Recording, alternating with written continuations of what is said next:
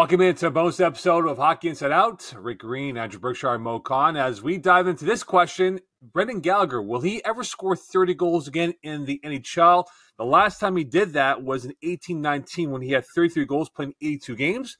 And prior to that, he had 31 goals in 82 games. So you see a trend. When he plays a full season, he's likely to get that high clip of goals. So will he ever score 30 goals again, guys, in his career?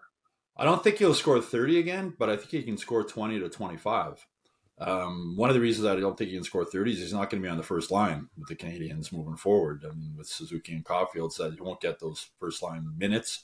But he came into training camp this season and as healthy as he's been in a long time, and he played really well to start the season. He could have had like 8-10 goals early. He had so many chances that he didn't score on, and then of course he had the broken ankle, and then he broke the same ankle again. He finished the season with 8 goals in 37 games, which, if my math is correct, that's a pace for 18 goals. When he came back and played the last 12 games, and you got to remember with the boot cast he had, he couldn't skate. Before the first game he played, he had only been on skates for like 2 days. So, his stamina wasn't there. It's not like you can ride a bike either when you have a stationary bike when you have a broken ankle. But he scored 4 goals in his last 12 games. So if you break that down, that's a pace for 27 goals. So if he can stay healthy, and that's the big question mark, I can see him scoring 20 to 25 goals again. And as he mentioned in the postmortem, the injury he suffered, it wasn't his body breaking down. It wasn't that he didn't train enough in the summer. He took a slap shot off the ankle. Being Brendan Gallagher, he decided to play on it for 8 more games. Then when he came back, he broke it again.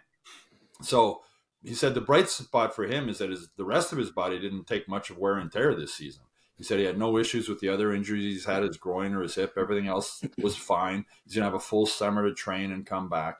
So if he can stay healthy next season, and the style of game he plays is going to be more difficult, he's going to have to be more honest with himself and the training staff when he is injured to take some time off. But I wouldn't be shocked if he scored 20 goals next season. Leave it to Brendan Gallagher to look on the bright side of all of his injuries, right? The rest of my body's fine. Yeah. He's like the Black Knight in Monty Python. It's just a flesh one of those crash test dummies, put him in a car and have him run into a wall and see what happens. They need to bring those guys back.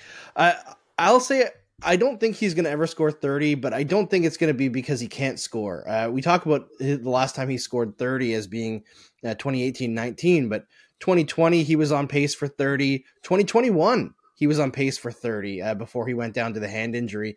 So it's going to be about how many games he misses. And, staying healthy for Brendan Gallagher, part of it is going to be missing games, whether it's load management because of the way that he plays or treating a minor injury as an injury that he has to be aware of and stay out time for. There's no way to fully avoid injuries in the NHL, I don't think, unless you're a guy like Ovechkin through his prime who just never got hurt. He was just this big Russian machine. But Gallagher is going to get hurt just by the way he plays. He's going to miss time every year. It'll be about making the best of the games that he does play. And that's where managing his health is really going to matter. I think he can score 20 goals still. Even if he were to consistently score 15 to 18, I think people will not be too upset about that contract because of the other intangibles that he does bring to the table, because he's so good defensively. But the other thing is he's going to have to get some opportunity to play with a decent center. Now, the Canadiens have more good centers than they've had in a very long time right now. If the Pierre-Luc Dubois situation happens in the offseason, they're going to have 3 top 6 quality centers. So he'll get that opportunity. It won't be sticking with Christian Dvorak all the time. And I don't mean to trash Christian Dvorak, but the way he's played in Montreal now for 2 years, he's just not a first, second, or even third line center, offensively or defensively. So if you're sticking Gallagher with a guy who can't facilitate the plays that he makes and turn them into scoring situations, it's not going to work. But I do think he'll be a decent enough player so long as he is honest about managing his injury situations. Yeah, I don't think he'll get to the 30 goal mark. It's a lot is going to depend on, you guys touched on who he's going to play with, because we all know the importance of your line mates, if you will, to create opportunity for you. But one thing remains the same, and we've said it over and over: he's going to come and he's going to play and he's going to do everything he can possibly do to help his team win. I mean, if you look at what he did when he came back from injury in the last stretch of the season, he looked good. He was shooting the puck well.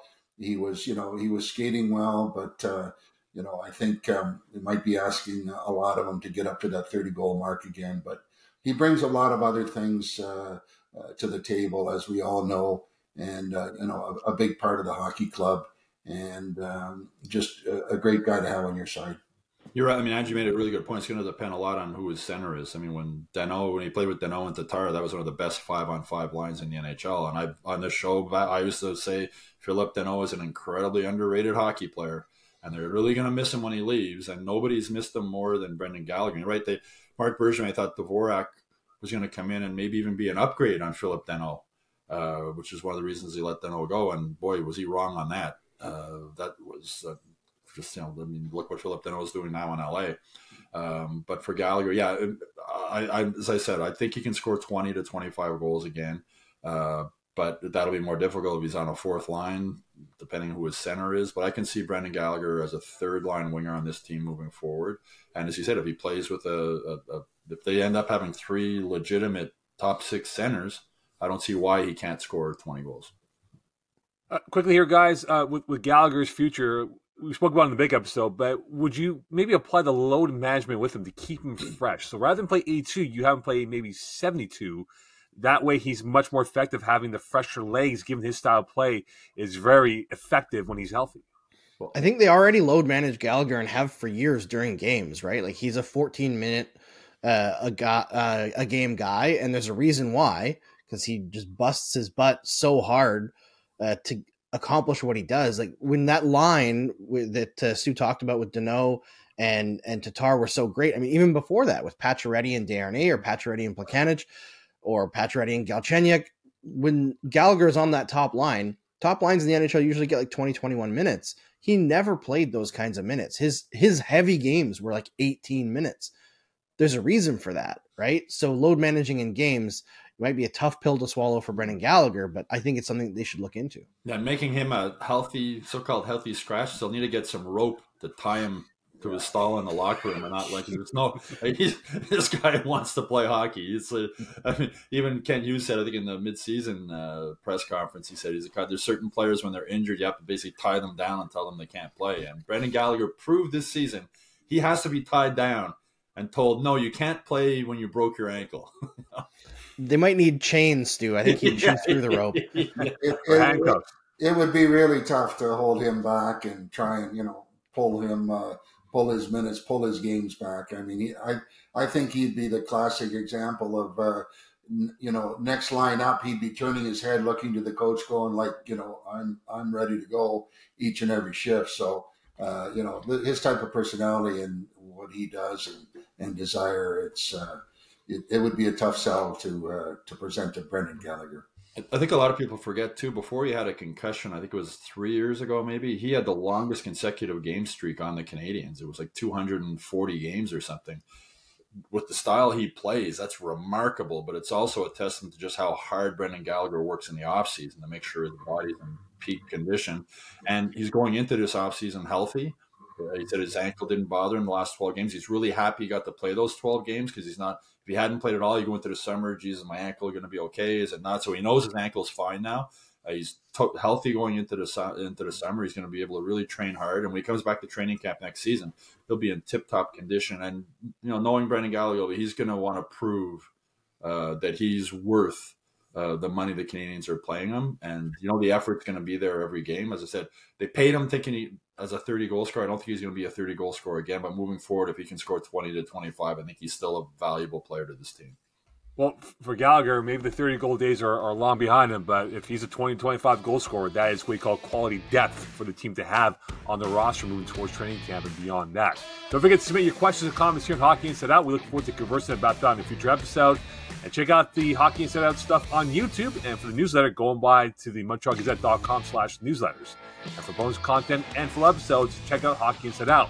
On behalf of Andrew, Rick, and Stu, wish you a great offseason. We'll speak to you soon. Bye for now.